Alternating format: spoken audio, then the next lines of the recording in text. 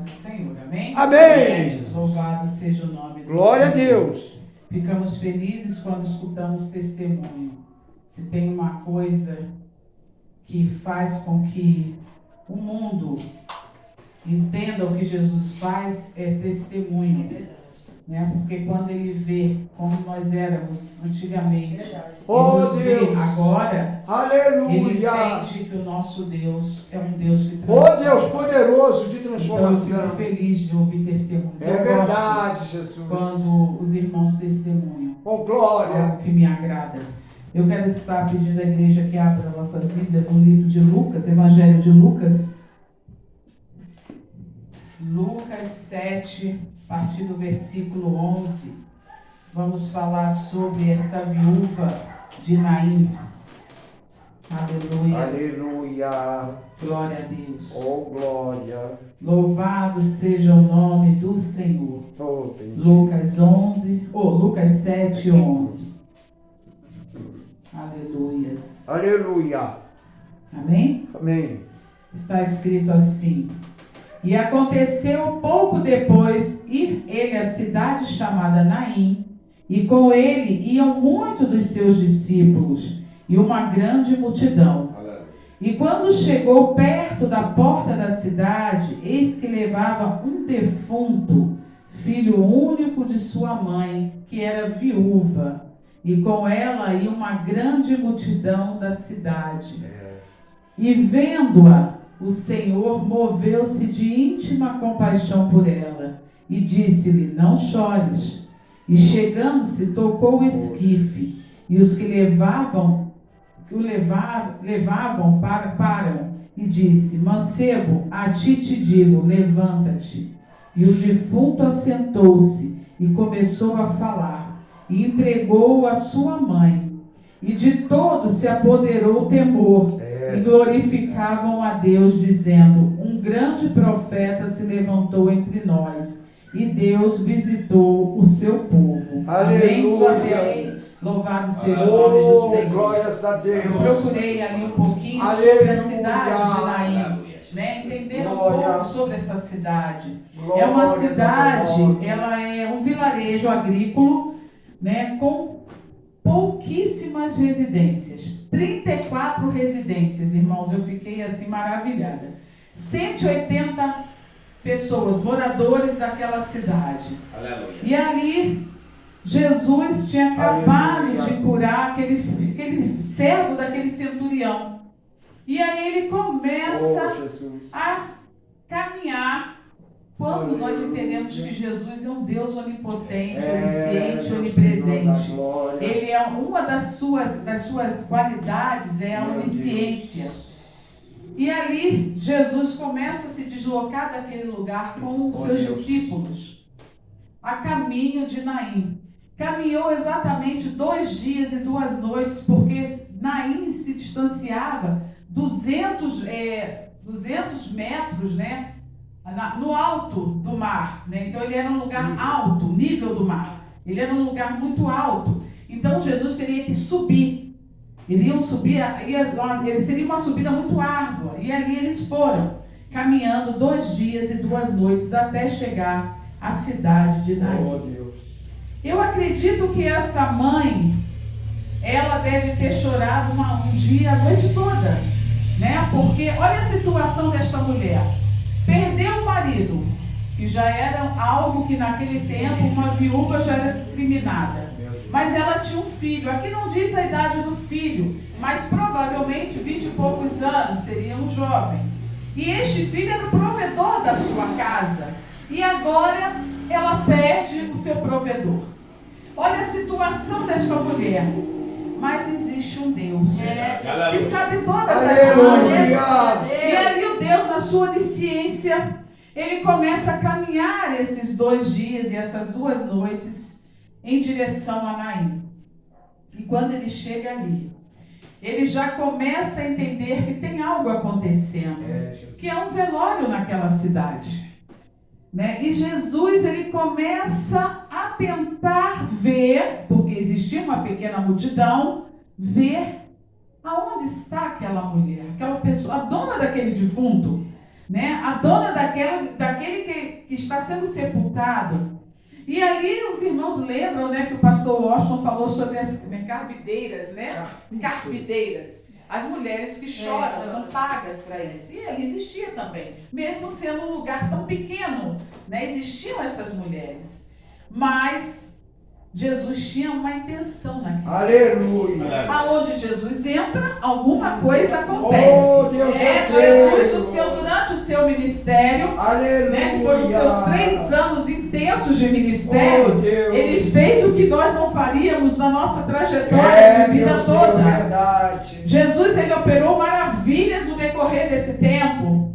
E ali não foi diferente. Ele precisava encontrar aquela dona daquele defunto. E ele foi ali rompendo todas as barreiras e todos os protocolos, né, de um velório. Porque no passado existia um protocolo de que não se podia tocar no defunto, senão você ficava contaminado, você passaria a ser imundo. Então, Jesus quebra todos esses protocolos, do qual ele poderia tão somente dizer: ô jovem, levanta-se, vai.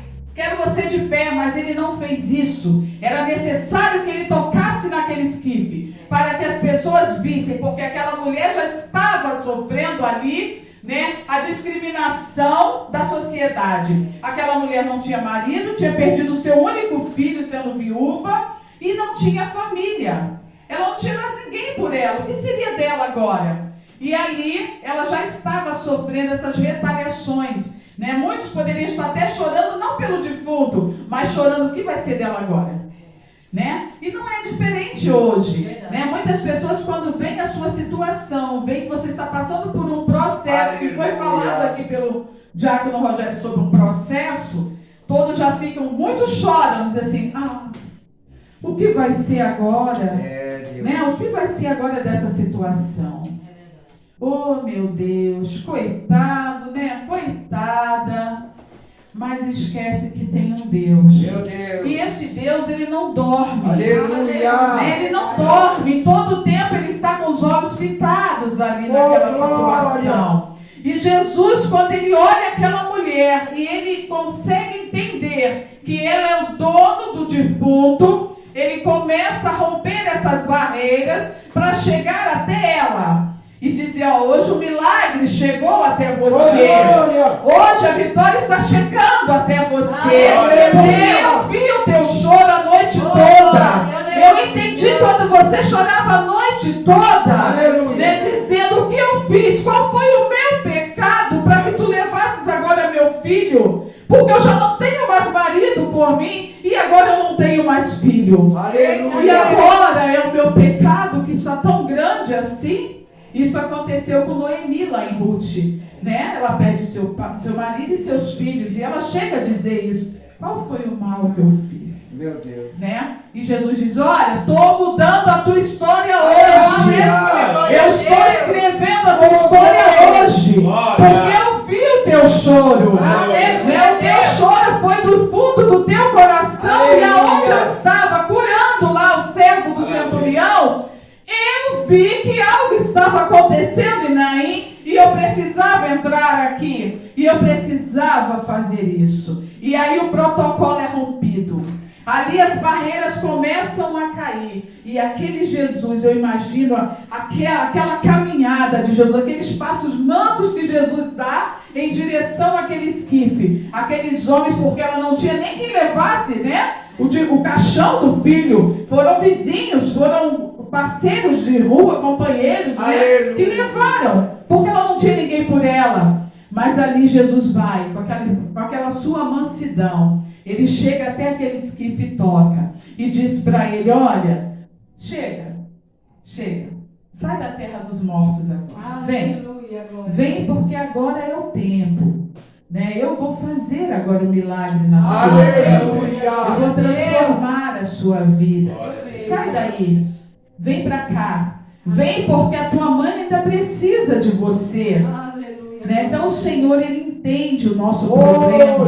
Ele entende a nossa situação. Obrigado, Senhor. E aí Jesus queria mostrar aquelas pessoas que estavam ao redor daquela mulher que existia um Deus por ela. Que existia uma pessoa que lutava a luta dela, a causa dela.